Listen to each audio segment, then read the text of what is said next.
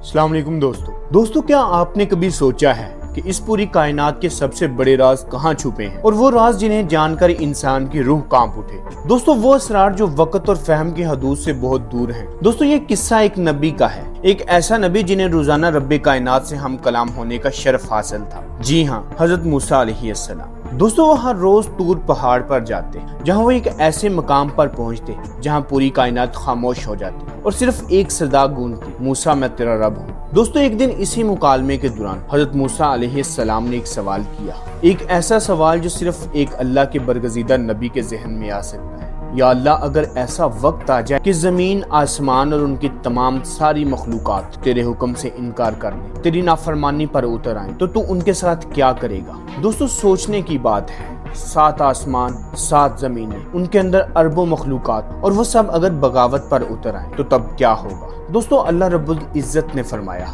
ए मूसा, मेरे पास मेरा अर्श है, मेरे अर्श में एक ऐसा जंगल है और उस जंगल में एक ऐसा जानवर है, अगर मैं उसे हुक्म दूं तो वो 7 आसमान और 7 जमीनों को एक ही लुकमे में निगल जाए। दोस्तों, सोचिए जरा, अगर उस अर्श के नीचे छुपा हुआ एक जानवर इतनी ताकत रखता है तो उसकी रब की कुदरत का आलम क्या होगा, जो उस जानवर का भी खालिक है। क्या हम में इतनी हिम्मत है कि हम उसकी नाफरमानी करें? क्या हम समझते हैं कि हम आजाद हैं? हम जो रोज इस दुनिया के पीछे भागते हैं, चंद दिन की जिंदगी, चंद लम्हों की खुशी और चंद ख्वाब और महज चंद ख्वाहिशें, और फिर एक कब्र, एक आखिरत जिसका फैसला वो करेगा जो अर्श का मालिक है। दोस्तों, ये दुनिया एक धोखा है, यहाँ जो नजर आता है वो सच नहीं, और जो सच है वो अक्सर छुपा रहता है। हम सब ने मरना है, हम सब ने उस दरबार में जाना है जहाँ ना झूठ चलेगा, ना बहाने चलेंगे। आपसे कुछ नहीं चाहिए मुझे, ना तारीफें, न शोहरत, न दौलत, बस मेरी एक इल्तिजा है, इस पैगाम को सुने, इस पैगाम को समझें और इस पैगाम को दूसरों तक पहुंचाएं, इससे पहले कि वो जंगल का जानवर जाग जाए और वो जानवर अपना मुंह खोले।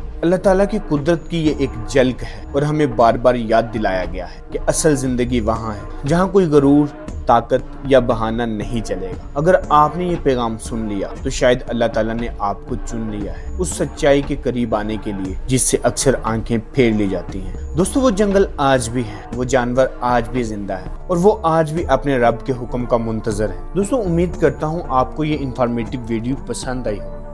वीडियो पसंद आने की सूरत में वीडियो को लाइक करें, वीडियो को शेयर करें, ताकि ये इंफॉर्मेटिव वीडियो हर एक तक बआसानी पहुँच सके। और अगर आपने अभी तक मेरे चैनल को सब्सक्राइब नहीं किया तो इसको अभी सब्सक्राइब करें। मिलते हैं अगली इंफॉर्मेटिव वीडियो के साथ, तब तक के लिए अल्लाह हाफिज।